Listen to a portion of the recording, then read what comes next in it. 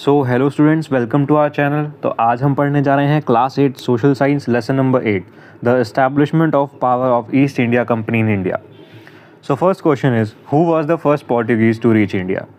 तो first Portuguese यानी Portuguese उनको बोला जाता है जो पोर्टुगल के सिटीजन्स होते हैं। पोर्टुगीज़ हम उन्हें बोलते हैं जो पोर्टुगल के सिटीजन होते हैं, जैसे इंडिया में रहने वाले इंडियंस होते हैं। तो who was the first Portuguese to reach India? So the first Portuguese to reach India was Vasco da Gama, a Portuguese captain. He reached Calicut in India on 27th May 1498. तो जो first Portuguese थे जो India आए थे उनका नाम था Vasco D gamma. वो एक पोर्टुगीज़ के कैप्टन थे, कैप्टन यानी कि शिप के कैप्टन जो होते हैं। He reached India in Calicut which is also known as Kolkata today. It was earlier known as Calicut. वो कब आए थे? 27th May 1498। Okay, is it clear? So let's move to the next question. Write down the name of 4 Portuguese settlements. तो ऐसी कौन सी 4 Portuguese settlement थी जो हमने की थी? लाइक फॉर एग्जांपल हमारी पहले कुछ एरियाज़ जो थे वो पोर्टुगल के पास थे। पोर्टुगल जो कंट्री है उनके अंडर आते थे।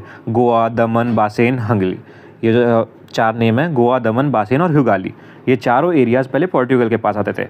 फिर लेटर अराउंड इन 1961 हमने पोर्टुगल के साथ सेटलमेंट की एंड ये चारों एरियाज़, ये सारे एरिया अपनी टेरिटरी में इंडिया में मिला लिए। Okay, is it clear? Let's move to the third question. Where the Dutch established their colonies in India? तो जो डच थे उन्होंने अपनी कॉलोनीज इंडिया में कहाँ एस्टैब्लिश की थी? That was Cochin, Surat, Nagapattinam, Chinsura. Okay, it's very easy. Let's move to the fourth question. When and from which Mughal emperor British got the privilege to free trade? जब पहले ब्रिटिश का रूल हुआ करता था हमारे यहाँ, ब्रिटिश पीपल्स का, तो ऐसा कौन से मुग़ल एम्परर थे जिनसे ब्रिटिश ने एक फ्री ट्रेड करने की प्रिविलेज पाई थी? मतलब बिना कोई टैक्स के, जैसे आज हमें कोई भी ट्रेड करना होता है तो हमें टैक्स देना पड़ता है उस पर। फॉर एग्जांपल हम कुछ खरीदते हैं तो उसमें हमें TDS, GST ये सब देना होता है, राइट? तो ऐसे कौन से मुग़ल एम्परर थे जिनसे ब्रिटिश ने डील की थी कि वो फ्री ट्रेड कर सकते हैं? तो in 1717 AD Mughal emperor Farrukhsiyar, okay, in 1717 AD Mughal emperor Farrukhsiyar gave the privilege to Britishers to free trade. तो 1717 AD में मुगल एम्पर जो थे फर्रुखसियार, उन्होंने प्रिविलेज दी थी ब्रिटिशर्स को कि तुम फ्री ट्रेड कर सकते हो बिना किसी टैक्स के, बिना किसी लाइक जो भी होते हैं, right? Among which 2 European companies the first Carnatic war was fought and who got the victory? तो ऐसी कौन सी 2 यूरोपियन कंपनीज थी जिनके बीच में फर्स्ट कार्नेटिक वॉर हुई थी और कौन जीता था? तो the first Carnatic war was fought between the Britishers and the French in 1746 to 48 AD। The British got the victory in this war. तो जो फर्स्ट कार्नेटिक वॉर हुई थी वो हुई थी ब्रिटिशर्स और फ्रेंच पीपल के बीच में, राइट? ये वॉर कब से कब तक चली थी? 1746 से 1748 AD के बीच में, ये याद कर लीजिएगा आप। और इसमें कौन जीता था? ब्रिटिशर्स जीते थे। 6th question, when and among whom the battle of Plassey was fought? तो जो बैटल ऑफ प्लेसी थी वो किसके और कब हुई थी? किसके बीच और कब हुई थी? तो जो द बैटल ऑफ प्लेसी थी वो नवाब of Bengal Siraj ud Daula and Britishers के बीच में हुई थी 23 जून 1757 AD, right? The battle of Plassey was fought between Nawab of Bengal Siraj ud Daula and Britishers on 23 June 1757 AD। Is it clear? Okay, another question, when and among whom the battle of Buxar was fought? जो battle of Buxar थी वो किसके बीच हुई थी और कब हुई थी? तो जो बैटल ऑफ बक्सर थी वो भी Britishers and joint armies of Mir Qasim, ये एम्परर थे, मुगल एम्परर थे। ब्रिटिशर्स और joint armies of Mir Qasim, Siraj ud Daula and Shah Alam II on 23 October 1746 AD, right? Right down note on battle of Plassey, मतलब बैटल ऑफ प्लासे के बारे में एक नोट लिखना है। The battle of Plassey was fought between Siraj ud Daula and Britishers on 23 June 1757 AD। Mir Jafar and Rai Durlabh did not participate in the battle to favor the Britishers. Because these traitors hatched a conspiracy against Nawab with the Britishers, the Nawab was defeated and Britishers made him prisoner. Later on he was killed. Clive put Mir Jafar on the throne of Bengal. The real power was in hands of British governor. तो जो battle of Plessis थी वो सिराज उद दौला और Britishers के बीच में थी 23 जून 1757 AD को। Mir Jafar and Rai दुर्लभ जो थे उन लोगों ने इस वॉर में पार्टिसिपेट नहीं किया था क्योंकि वो ब्रिटिशर्स को फेवर करना चाहते थे। और इन लोगों की गद्दारी की वजह से, ट्रेटर्स यानी गद्दार, इन दोनों की मीर जफ़र एंड राय दुर्लभ की गद्दारी की वजह से ऐसी कॉन्स्पिरेसी है, it's not true, conspiracy means कहानियाँ, लाइक जब हम सुनते आते हैं, इट मे बी ट्रू और मे बी नॉट, ओके। तो कॉन्स्पिरेसी है, कहानियाँ सुनाई जाती हैं कि इनकी गद्दारी की वजह से जो नवाब के लिए गद्दारी की थी इन्होंने, ब्रिटिशर्स के साथ मिलके इन्होंने फाइट नहीं की थी, उसकी वजह से नवाब जो सिराजुद्दौला थे वो हार गए थे ब्रिटिशर्स से, एंड ब्रिटिशर्स ने उनको प्रिजनर यानी कि बंदी बना लिया था, और later on he was killed, उनको बाद में मार भी दिया गया था, राइट। और क्लाइव जो थे ब्रिटिशर्स के रूलर थे एक, उन्होंने मीर जफ़र, जो यहाँ मीर जफ़र आपने अभी पढ़ा था, इन लोगों ने गद्दारी की थी, उनको बंगाल का थ्रोन दे दिया था, मतलब बंगाल का राजा काइंड ऑफ बना दिया था। बट द रियल पावर जो थी इनके भी ऊपर, मीर जफ़र के ऊपर भी जो पावर थी वो ब्रिटिश गवर्नर की थी। Write down a note on dual system in Bengal. तो बंगाल में जो डुअल सिस्टम है उसके ऊपर हमें एक नोट लिखना है। After the victories of Plassey and Buxar, the East India Company became the ruler of Bengal. Military and finance department come under its control. Nawab was given the responsibility to run the civil administration.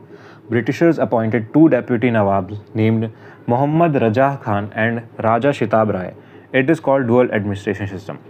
तो जो victory थी प्लेसे and Buxar की, जो east India company ने जीत लिया था सिराजुद्दौला को हरा के, एंड बंगाल के रूलर बन गए थे, तो मिलिट्री एंड फाइनेंस डिपार्टमेंट जो था वो पूरा उन्होंने अपने अंडर कर लिया था ब्रिटिशर्स ने, राइट।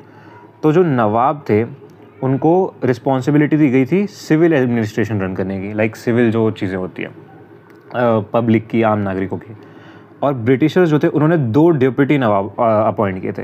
ये तो मेन नवाब हो गए जिन्होंने रिस्पॉन्सिबिलिटी जिनको दी गई, और 2 डेप्यूटी नवाब उनके असिस्टेंस के लिए भी रखे थे, जो थे मोहम्मद रजा खान, राजा शिताब राय, ठीक है। तो इसको डुअल एडमिनिस्ट्रेशन सिस्टम बोला जाता है। Write a note on policy of lapse. Lord Dalhousie adopted the doctrine of lapse to annex the Indian states to the British Empire. According to this policy, those rulers who had no son, they were not allowed to adopt one.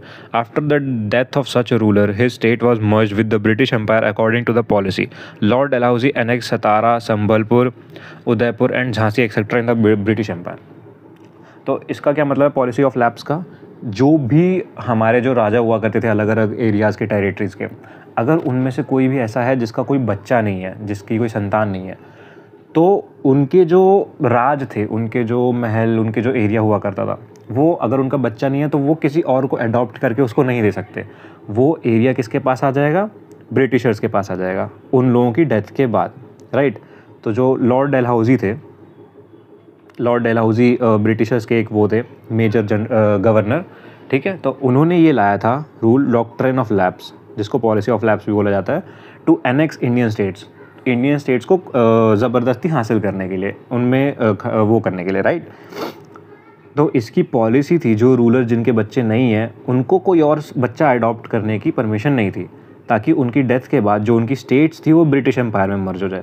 और according to this policy जो Lord Dalhousie थे उन्होंने annex कर लिया था, यानी कि ज़बरदस्ती हासिल कर लिया था इन एरियाज़ को, Satara, Sambalpur, Udaipur and Jhansi etcetera in the British Empire, right.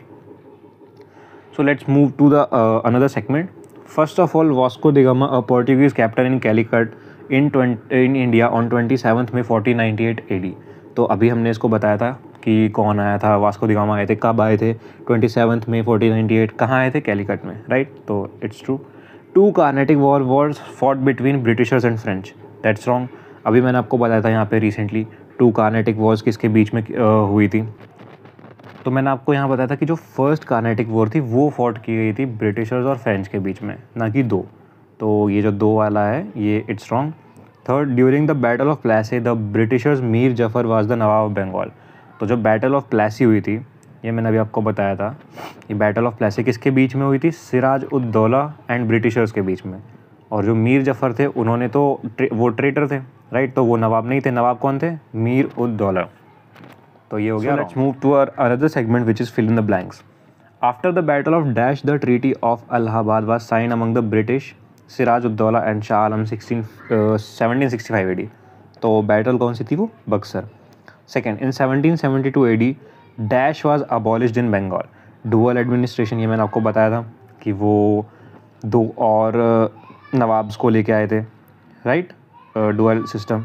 ये मैंने आपको बताया, deputy Nawabs named Mohammad Raza Khan and Raja Shitab Rai. Third, Lord Wellesley introduce the dash system for expansion of British Empire, subsidiary alliance, right. इस ब्रिटिश एक्सपेंशन के एम्पायर के लिए, ब्रिटिश एम्पायर के एक्सपेंशन के लिए लॉर्ड वेलेस्ली ने क्या इंट्रोड्यूस किया था? Subsidiary alliance. तो आई होप आपको सारा कुछ समझ आ गया होगा। थैंक यू स्टूडेंट्स फॉर, तो आई होप आपको सारा कुछ समझ आ गया होगा जो मैंने बताया।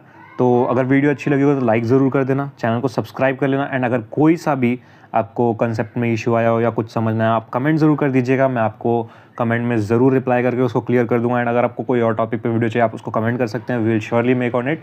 And thank you for watching this video.